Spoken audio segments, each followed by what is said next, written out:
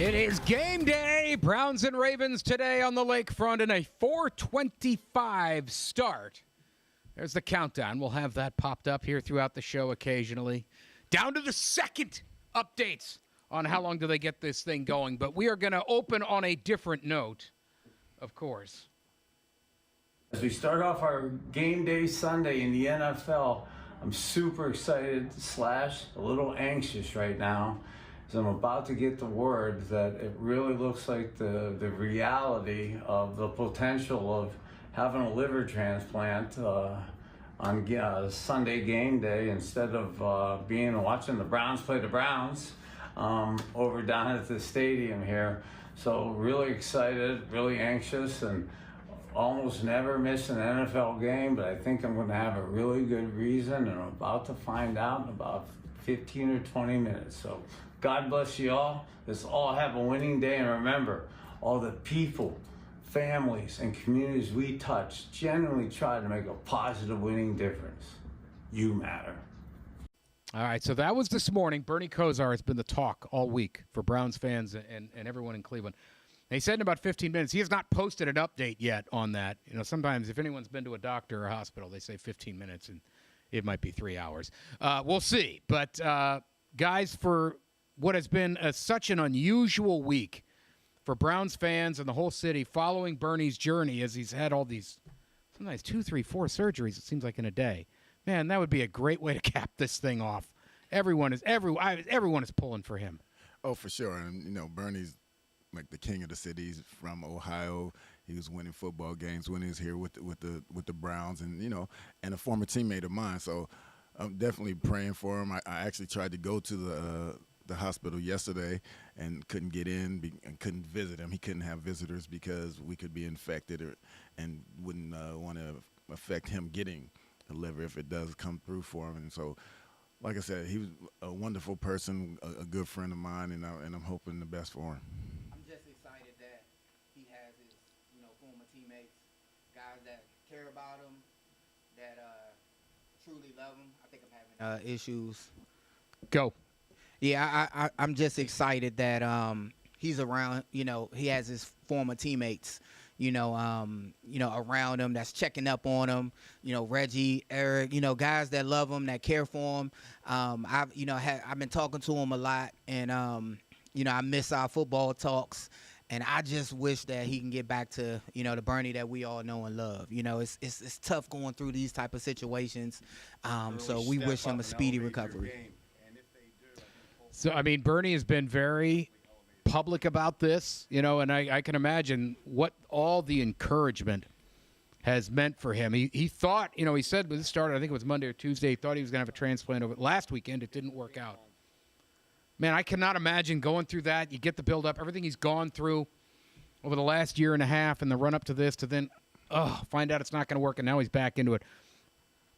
I've never seen the closest I can think of something like this, where it's an athlete that the city beloves, was when Jim Kelly was going through all that stuff with Buffalo when he's had his fight. And you could feel the Bills community. You didn't have to be in Buffalo. You could feel it through social media and the media and everything was going on. That's kind of like what this has been. Everyone's checking in on him. And it's one of the great things about sports. It can be such a unifier. In this case, it's unifying together, not for a team, but for a guy. Everybody is checking in on him. Yeah, because everybody loves him. They love him as a person. They love what he did as a football player for the Browns. And, when I look at these videos and even talk to Bernie, I was like, I can't believe how positive he has been about this whole thing. Just having to wait day after day and going through all these surgeries, because I don't know if I could be that strong right now, and he's doing a good job. He's staying positive, and like I said, hopefully it works out for him. I want to ask you, Matt, because Bernie he's got this kind of personality where if you meet him once for like 5 minutes, he makes you feel like you're his friend and have been his friend forever. It's just the way he is. What was it like to play with a guy like that, where you really are in a brotherhood? Yeah, I love playing with him. If you ask, throughout my career, that is my favorite quarterback that I ever played with. I'm not saying he had the best arm, but if I had to pick a quarterback that I ever played with, it was going to be Bernie Kosar, because I knew that he was my brother. I knew that I could count on him. He was going to put me in the right position, and he was going to work hard for me to be successful, as well as I was going to do the same for him.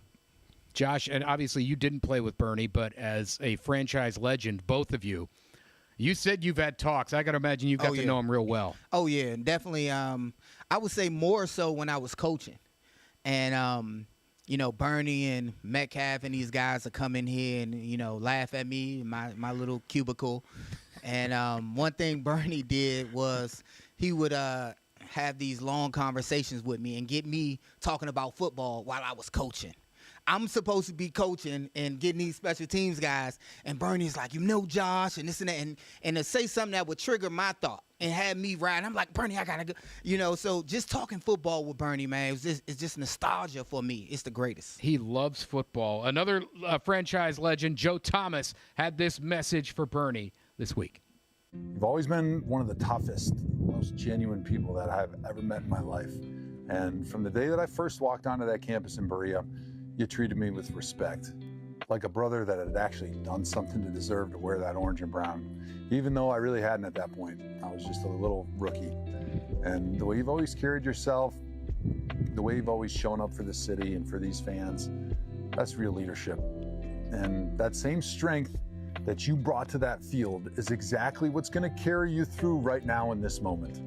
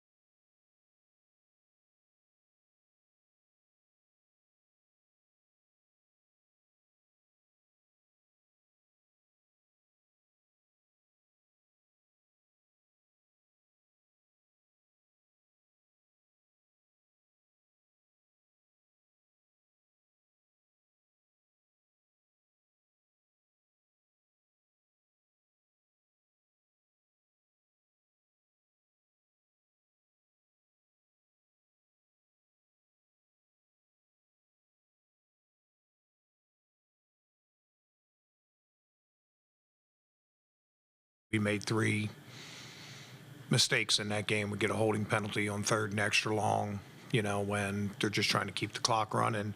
And then we jump off sides, you know, cardinal sin in 4 minute. Really embarrassing play for us. Now, Bench Strength, sponsored by Wayside Furniture.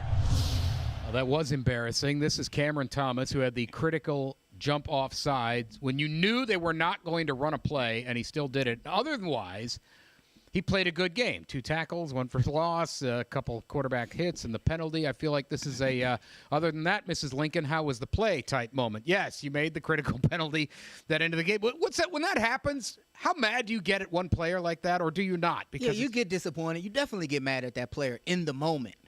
But I mean, why are we, I'm not saying why are we discussing, but he wasn't a factor in a loss, right? Let's not pretend as if that was why, we lost the game. It's pretty far down the list. Exactly, it's right? the last reason they lost. If they but there do were plenty of everything reasons. right, he doesn't jump off sides, it's probably a 98% chance that we lose, 99% chance that we lose regardless, right?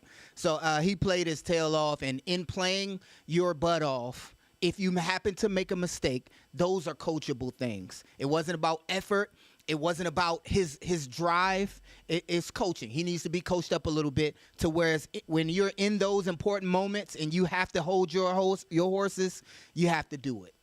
Yeah, when you're a player on the sideline, especially when you're an offensive player, and you have to get the ball back to give yourself a chance to win the game, you're mad because you think you're going to get a chance. But like Josh said, if you're not in that position, you don't have to really worry about it. So you're mad, but it's hard to be really mad at this guy because he's been out there playing his tail off. He had a pretty good game and jumped off sides in a situation where, like you said, everyone in the world knows they're not snapping that ball.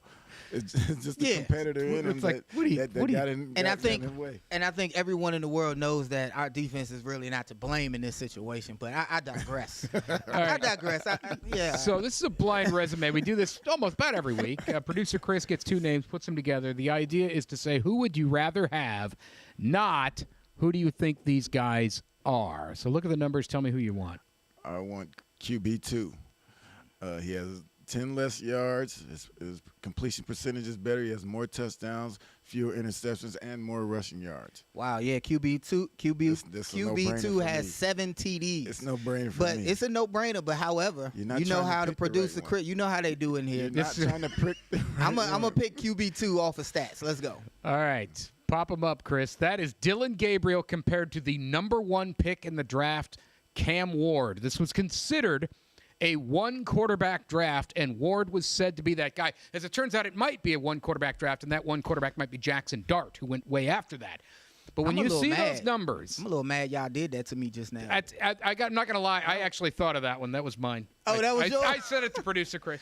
That was a good one. That was a really good one. And this goes to a Gabriel conversation that I kind of wanted to have. He's not throwing the ball downfield. His ADOT's terrible. And it's all short stuff. I get all that. I mean, look, that has to get better. 52nd in the league in average depth of target. But for me, the outrage machine screaming that they can't believe Shedeur Sanders isn't playing yet. They're acting like Gabriel's turning the ball over 2-3 times a game.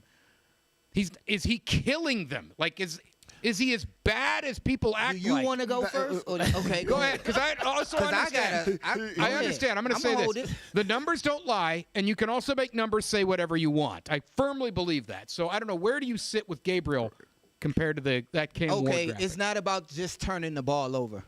It's about doing the things that normal quarterbacks can do. There are throws that should be made that aren't being made. There are screens that he overthrew guys. I mean, this is not these aren't one-off plays. So I know a lot of fans have seen these overthrows, these behind-the-back throws, these missed opportunities from Dylan Gabriel, right? And I don't want to beat him up too bad. However, the film is there for you to watch. We're not looking at, he turned the ball over. Oh, he turned the ball over. We're looking at can't complete the pass. Can't throw it on target. Is either too high where it's causing the receiver to make an awesome catch, which loses yards after catch because he has to put everything into catching it, or it's behind him, or it's too low, it's in the dirt, or it's over his head on a simple screen. And these are still dinks and dunks that he's not been able to complete. It's like he's begging the coaches to move on, and they're not listening. And that's indicative of what he is doing as far as the playing. So the stats might not show balls in the ground, balls over top, balls behind, but he's doing everything but hit the target. For me, I'm going to take Shedeur out of the equation. When I look at Dylan Gabriel, what he's done in this since he's been playing, it's not about is he making the plays, has he turned the ball over. It's about how I think they're limited with this offense and what they can do with running routes and pushing the ball down the field and just that things that Stefanski could do when he was calling plays, and now Tommy Rees. But I think, like Josh said, he's missing routine passes. Yeah, That's that the word I was think looking everyone should be able to make once they're in this NFL, and he hasn't been able to do it. You got to make your layups, and he's missing some of those. How can the Browns build on Jerry Jeudy's momentum? He had his best game. Did Tommy Rees actually impact Jerry Jeudy with the play calling? We'll find out when they actually play a much better team today. Browns and Ravens today, a little over 5 hours from kickoff. The tailgate continues on 19.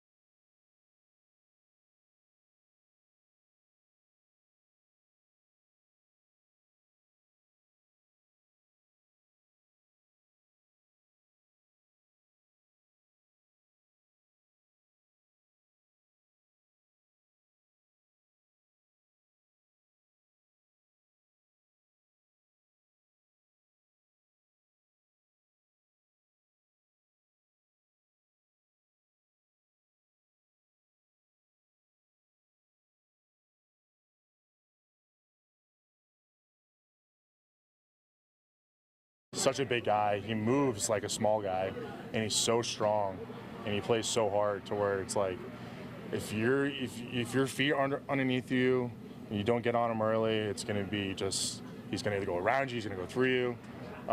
Just so much respect for him. I think he's just a generational talent. I think he's probably one of the best edge rushers this league has ever seen. The Injury Report, sponsored by the man that makes them pay, Tim Misney. Lot of high praise for Myles Garrett there. Malik Collins questionable for the Browns.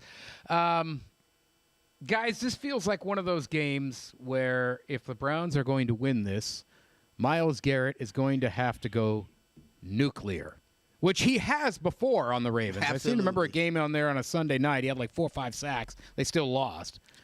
I think we're asking a lot out of him at this stage, right? We just need 8 sacks a game, Myles. I mean, how much more can he do, right? And he can have he can be all world, and then sad to say, our special teams and our offense can erase it. You know, as good as he can be, our defense, our offense and our special teams they have the ability, and they've shown us to be able to negate the great things that he's brought to the table. So not only does Myles Garrett needs to go nuclear, but our offense needs to be productive, and our special teams needs to get back on track. Our special teams is capable of being a great special teams unit because they just have been silent. No real good things, but no real bad things. They're capable of getting back on track. It's really all down to what can our offense bring to the table in today's game. Leading the league in sacks, Matt, real quick, I'll get to you. He actually did. The single season record is 22.5. Myles has a shot at it. Yeah, he does, and he's playing good football. And when you're playing a team like the Ravens and Lamar Jackson, you have a better chance of getting more sacks because he's a guy who holds the ball. He's looking to extend plays with his legs, and by doing that, sometimes he's able to catch him behind the line of script and get the sack. And like you said, Myles will have to go nuclear. But going back to Josh's point, you got to score some points. Yeah. you got to be able to score some points. If you can't score points, what are we averaging, like 15 points in the last couple years? If you can't score points, you're not going to win in the NFL. So I want to change the subject. Look at this. This is from I seriously want to work at the Browns front office. This is from a guy named Eric Metcalf, who happens to be in the studio with us. Sell us, Matt. Did you see they was in all caps? Yes. Oh, that means I'm serious about this because I played here. I love the city. I love the team. I love the fans and everything about Cleveland Browns football. And I feel like I know enough about football. I've been in enough. I've coached high school football. I've been around that I can help this team get better. And that's all we want. We want a chance. And I think when you bring football people in, people who are really football people, like played and coached and done other things like myself and Josh, then you have a better understanding of what it means to put a team together, what you think each team needs in order to try to win games. I would love to see me and Met back in the staff again. Yeah. Even if it's just Metcalf, I would love to be here and talking about him. And be like, maybe it's Metcalf. Maybe they need to get his butt out of there. Ever since Metcalf got there, I can't wait. To shift it from Barry to Metcalf. Why are we having all these Texas guys on the roster? It can't be much worse.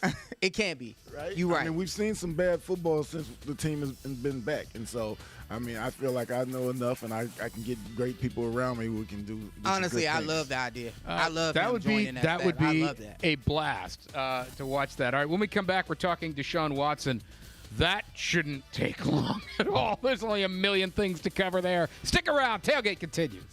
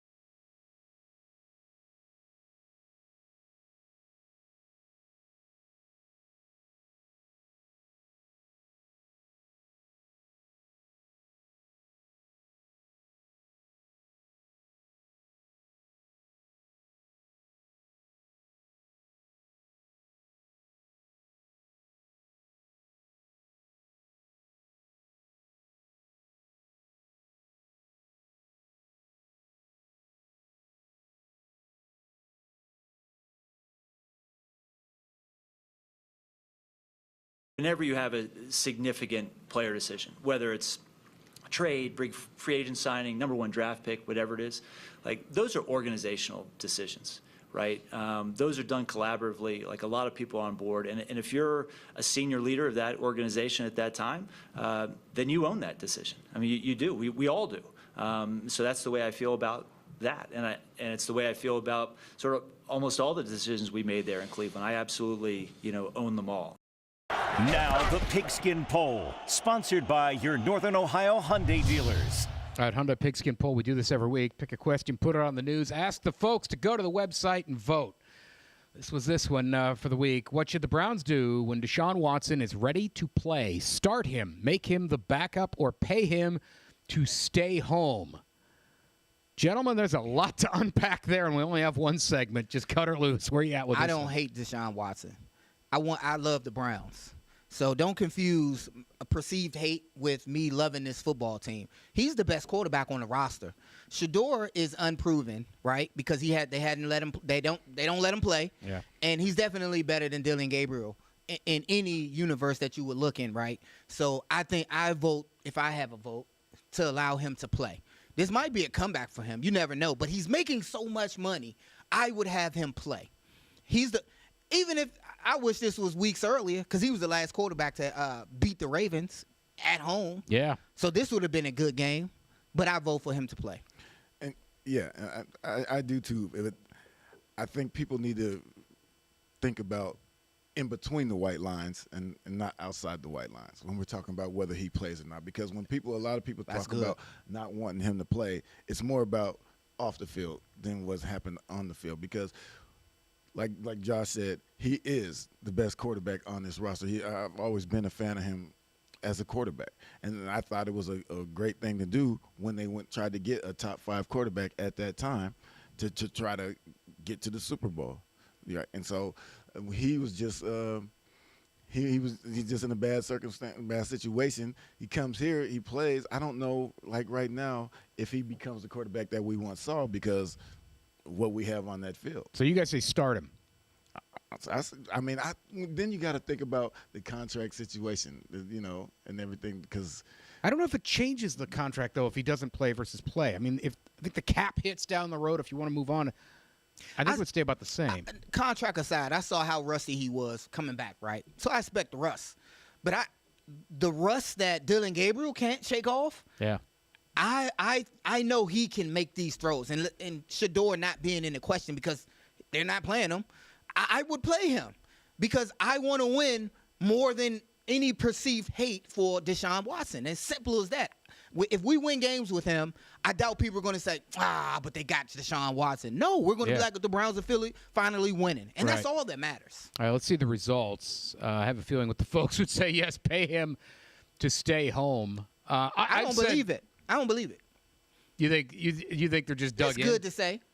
Because of off the field, like Matt said, I think that was an excellent analogy. People worry about off the line, out the lines, whether what you more than what you do in the lines. Yeah, I always said with him, if people hated the trade because of the off the field stuff, I won't criticize him for that. Yeah. But to say the Browns should have somehow known that a top 5 quarterback was absolutely, there's no way to know that he was going to totally fall apart. All right, we aren't done. When we come back, we're going around the AFC. There is a weird figure about the entire AFC North. I can't figure it out. And Quinshon Judkins, how does he do today? Give us a big one, Rook. We'll talk about it next.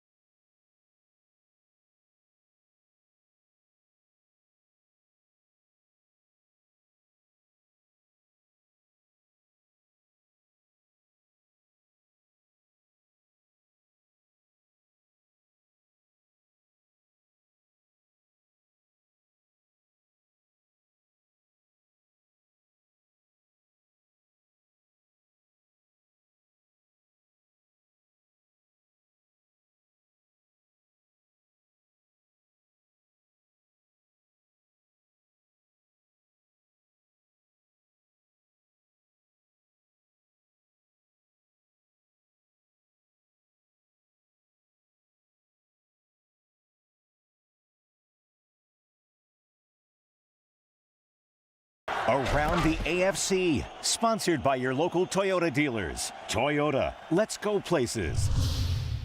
All right, this is the weirdest stat. Every team in the AFC North is on the wrong side of the point differential. How? I mean, 3 of the 4 do have a losing record, but sometimes you can have a losing record and still be on the positive side of that. The whole division, guys. Well, we know the Browns. Yeah, but I mean, that's right. We get that one. And then there was a time when Lamar wasn't playing for the Ravens, so I could see where they and Joe Burrow, but they've scored a lot of the points. The Bengals lose 81-80 every week. Right. So I don't. Well, they're just giving up a lot of points though. So yeah, that's where they can be. The Steelers, though, negative. I mean, they got a winning record. They've been solid. That's surprising though. The Steelers that they would have a negative. But they're -8. Ravens -6. Bengals -84, Browns -65. With this defense, they've scored 65 fewer points. Oh, my gosh. Bengals Steelers today. It's Flacco and company. This is a rematch of that great Thursday nighter they had. Is this the one, if you guys had to pick one here, that the one doing it for you, I guess? Yeah, you want to Chiefs, Broncos, I want to maybe? see some good football, right? It may not come at 425 here in Cleveland. I want to feel joy. I know you said may, which does leave open the possibility of good football. It does if you watch the other game, which is the Chiefs and the Broncos. Right. I just want to see some good football. Now, a good teammate, dear friend of mine, told me once, all that crying, what the baby's going to do. So I'm not going to complain and cry about my team not being good when they should be. I was supported by this great fan base when we were horrible. And I just played my heart out. All I can ask that these guys go out there and do at 425 is play their hardest, play their heart out, and for the coaches to coach their heart out. From there, it's up to Andrew Berry and the administration and the organization to get the coaches, if they need the coaches, and the players to make this team good. If they give it their all, I'm happy. Of that slate you just showed, my game is going to be Chiefs-Broncos because the Broncos are leading, and the Chiefs have to win this game in Denver in order to give themselves a chance because they would go to 5-5 if they lost this game, and so that's the game to watch. I'm excited to watch 1:00 football because usually when our team loses, I'm turned off of everything. I'll turn it off. No ESPN, no NFL Network, none of that in my house. And that's how I was when I played. When we lost, I don't want to watch no football. Right. Let's turn a movie on. Shut everything down. Shut it all down. All right. Jameis Winston, should they have kept him? We're going to talk about that after the break.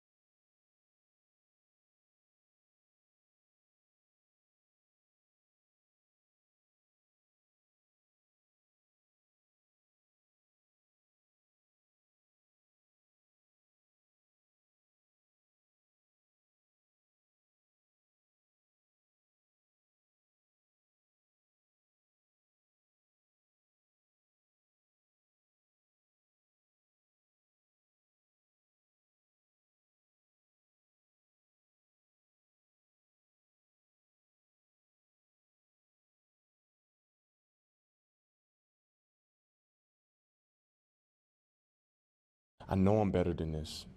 I know. I'm just praying for the Lord to deliver me from pick sixes. This is something I've been doing since I've been 4 years old. Now I just get to do it in the greatest city in the world. I'm gonna be saying it with my son. It's the greatest city in the world. Yeah, that's a Hamilton reference if y'all don't know. Now the Quick Picks, sponsored by your local Kia dealers. He is a thing of beauty. Jameis Winston getting the nod in New York. They made the coaching change. Dart's hurt. They're going to play him over Russell Wilson. It sure feels like they should have kept him here.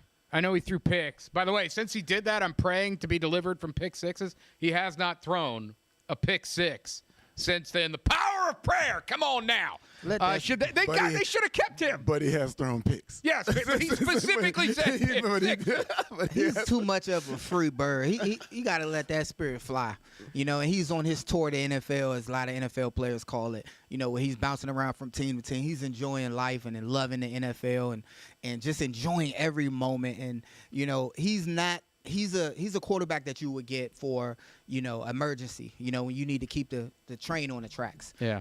For us, when we enter in the draft, we knew going in we needed to address the quarterback situation, which we did tenfold, in getting 2 quarterbacks, which was unheard of, but something that we needed to do.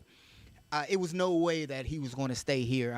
We loved him here. Exciting, but he has not been delivered yet from those pick sixes or those picks that he threw. But he's definitely fun to watch. He's definitely has a lot of talent in this league, and he's going to be around this league post-career for years to come. I think we should have kept him just because he's good for the locker room. And that point differential will probably be a little different. Yeah. If he played because he can push the ball down the field. It gives you an opportunity. He'll back the defense up because they know he will throw it down the field. He might throw it to the other team, but he's going to give you an opportunity to score points, and we saw that he could do that in Stefanski's. But by the same logic, we shouldn't have let go of Jacoby Brissett. We shouldn't have let go of these other guys too, and because that's what we suffer from. Good quarterbacks. Jacoby Brissett didn't have the same success as James here. If we're talking about yardage and touchdowns, he didn't have that same success. But he didn't have the problems throwing picks. I think we couldn't score though. Right. So but James gave you a chance to score, so you always had a chance. We all know the dice roll that Jameis Winston is. He's starting for the Giants. It is Lamar going today for the Ravens. He missed Wednesday's practice, so at first there was like, whoa, is he going to play or not? He's going to full practice Thursday, Friday. He's going to go. And I know he was out a little bit, and Miles said earlier in the week from what he's seen on film, Lamar's staying in the pocket a little bit more. He's still dangerous. I've always thought he was an underrated passer. That dude is just phenomenal. Big problem today. He is, and his being a problem depends on his health. I mean, he's coming back from a sore knee, and so that might be why he's staying in the pocket more so now than in the past, because he doesn't want to take the chance of getting hurt, because he knows if he does get hurt, then that lessens their chance of winning games. And right now they're in a position where they have to win games. They're on, 4-game winning streak, and they're looking to win again today. And so he has to play his best football, but he has to be on the field in order for that team to play their best football. Well, I'm glad you just said that he took a break. He didn't practice on Wednesday. I officially just took him out of my starting lineup. And I can't go against the Browns. And I always struggled with that, right, as it related to fantasy. Like, how can I put him in my starting lineup against, it's like a double-edged sword. Yes. I kind of want to win in fantasy, but I don't want him to have success. So in light of me being a true diehard, I took him out of my fantasy, and he's not starting. As we go to break, who are you starting? Jacoby Brissett. Okay, there you go. Let's go. He had a couple good games, at least one good one anyway. All right. Here's one. How the Browns revamped secondary fare against the Ravens. Zay Flowers can have some big games, but it has been a little while since he has had one. One more thing to watch. The Tailgate continues right after this.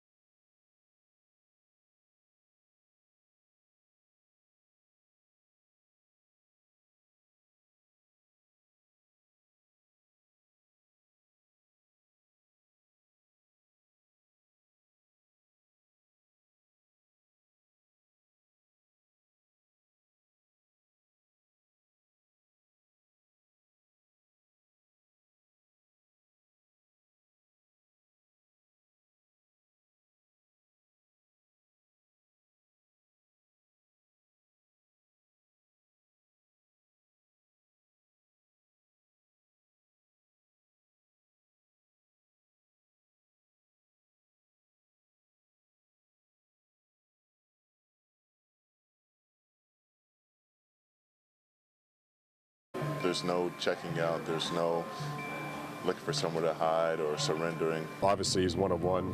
Probably, if not the best athlete of all time on defense, if not the best defensive end of all time. Am I playing well? Absolutely. Can I be playing better?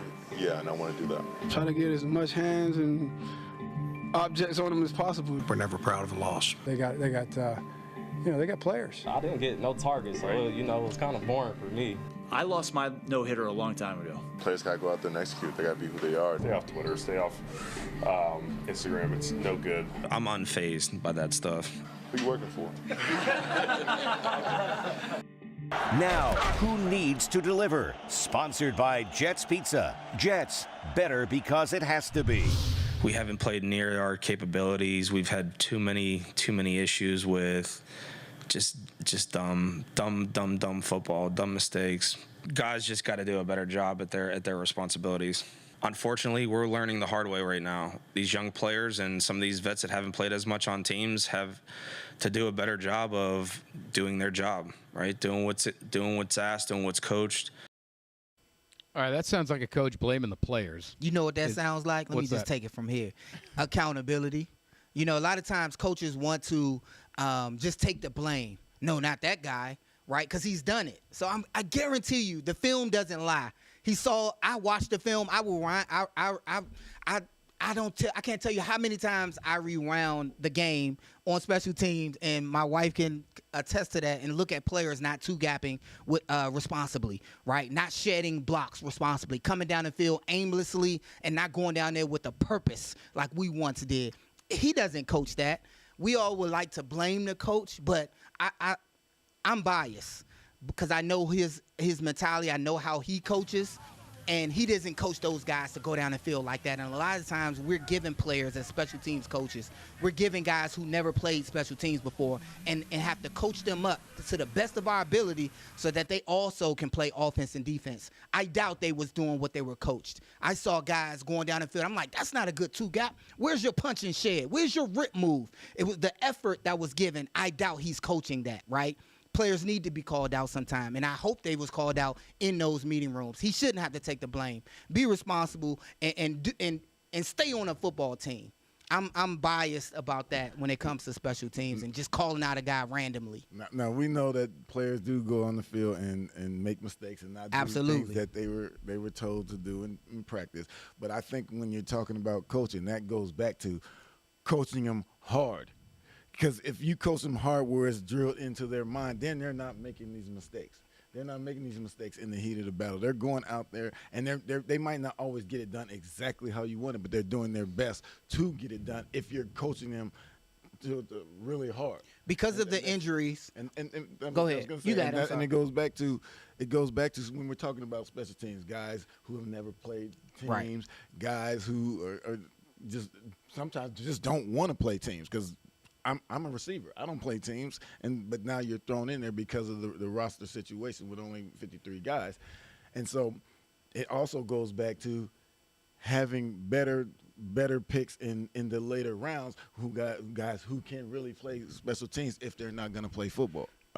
Be on the start. Right. And I know, just real quick, sometimes he only have a couple days to get guys ready. Like, he's giving guys and has 2 days to get them ready to play special teams at a high level, and sometimes that doesn't show out on film. It's true. All right. Players always say winning is the most important thing. I don't know if we hear that from A.J. Brown in this particular – that's sentiment in this soundbite from A.J. Brown of the Eagles. Listen to this. Not about winning, you guys. Like, I want to win, yes. I want to help contribute as well. Do our thing on offense as well. I think that's fair. Go ahead. Do you feel like you're misunderstood in that? I don't care if I'm misunderstood. Like, I stand up in front of it and follow that sword over and over again. Like, it's about doing what we're supposed to be doing on offense. And if we are really in this business for trying to get better, we got to do what we got to do, and not just say, "Oh, it's about wins." So as long as we got the win, it's cool. No, that ain't what. No, you cannot do that. Not in this league. Whoa. How's that hit you? That's the competitor in him because, I can honestly say I've felt like that at times. I always wanted to win. But I wanted to be a contributor in those wins. I wanted the ball. I want to be the guy making the plays to help this team win. And it's cool that you're winning, but when it's all said and done, guys want to be them. They want to be the guy and have the opportunity to be the guy. And so when you're winning, it feels good. But if he feels like this team is not playing good football, but could be playing better football if he were given opportunities, then I got to stand with him. As a coach, I would make him feel valued even though he's not getting the football, because I don't want to hear that. But I do want a group of guys like that want to contribute to the success of the team, and they feel some type of way when they're not able to contribute to the success of the team. And coaches need to kind of grapple those guys. I like guys like him and kind of put a circle around him so that he feels appreciated for his effort, even though it doesn't show up on film. The fire's burning. They got to find a way to put that out. When we come back, ticket prices. I don't think they're going to cost you an arm and a leg today. We'll talk about it next.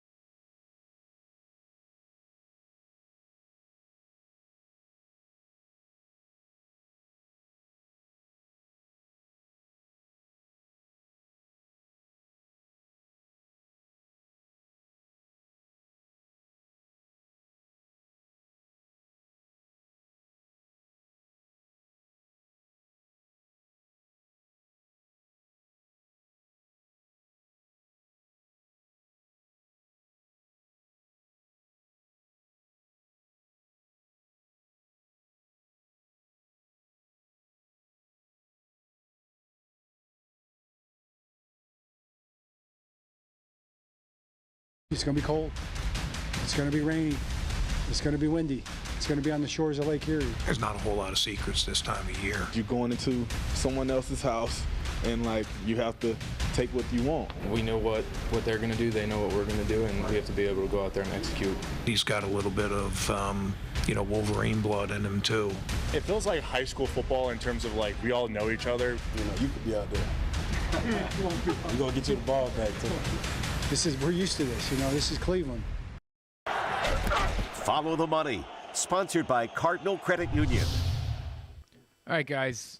Tickets for this game are not exactly a hot commodity right now. These are the lowest prices. Now, obviously, there's some available higher than this, but an NFL ticket, game day, kickoff a little over 5 hours away, 4 hours, whatever we're at now. And it's $28. How does this hit you? Well, it's a little bit more expensive to get in a Holben Akron game for my my high school quarterback. Yeah, and then the playoffs. So I can go in and pay less for their game, for Browns game than getting into a Holben, OSHA, game. So right now, our fan base in a long time, because we've been bad, right? They've always packed our stadiums, right? It's as if the fans are saying, I don't want to see this anymore. I'll just watch at home. and it's not even a family experience. That's a problem. I honestly feel like that's kind of high for what for what they're saying, really and truly. I mean, because this is a game. Really and truly, if you go ask any Browns fan, how many would you say would say the Browns can win today? Not many. Not many would say they can win. I wouldn't bet it. I wouldn't bet on them. And so I'm saying, I would be shocked as to see how many people would actually. I mean, the Browns fans are loyal. They love Definitely. They want to beat the Ravens, and they're loyal, and so they'll pay the $28. But I don't know if the product right now is worth it. Is this a trap game opportunity for the Browns? I struggle with that because I want to say yes, but I can't see the offense of production. They steal games along the way, and they did this against the Ravens last year. I mean, has Dylan Gabriel shown us anything that he can come through in this game? Just a little bit, right? Not really. Exactly. And it's just nothing that I can hold my hat on other than a Myles Garrett, other than the other guys supporting cast, just playing over and beyond. But the quarterback is so important to this game. I guarantee you the Ravens are just going to be so basic. They don't have to come up outside their abilities. They just need to be basic and watch the Browns lose. That's why Bernie's message, what people thought he got it wrong, was I wanted to see the Browns versus the Browns because we beat ourselves. If they just play, just basic football, I'm talking about the Ravens, I feel like they're waiting for us to lose it instead of them winning the game. Yeah, I believe that the Ravens think they can just come in here and win this game. It's an AFC North game, but at the same time, this is a game that they really need. So they're coming in guns blazing, and I think it's just. I don't think it'd be no guns blazing. I think it'd just be lining up. When I say guns blazing, I mean guns blazing in that they're coming to win this game because they know what's on the line for them as far as this division is concerned. They've dug themselves in a hole. They're going to try to dig themselves out. They have been digging themselves out. And, yeah, I'm with you, Josh, in the sense that this feels like a little bit like it could be a trap game. But with the Ravens so hyper-focused on getting back into this, I don't know if they will. We've got a lot of AFC North football today on 19. Bengals, Steelers at 1, then the 4:25. Browns and Ravens will put the foot to it on the lakefront. I have no idea why CBS decided this needed to be a 4:25 I hope they start. can win. It might be a good game. I know. I'm going for the Dogs. We all hope they can win. But Lord have mercy. We need them to go hope Dogs. We need regardless. them to hope they can win also. Exactly. Oh, shock the world today, will you, Cleveland? Go Browns and go Bernie. Everyone pulling, praying for you, brother. Browns and Ravens in 4 hours, 27 minutes, 39, 38, 37 seconds.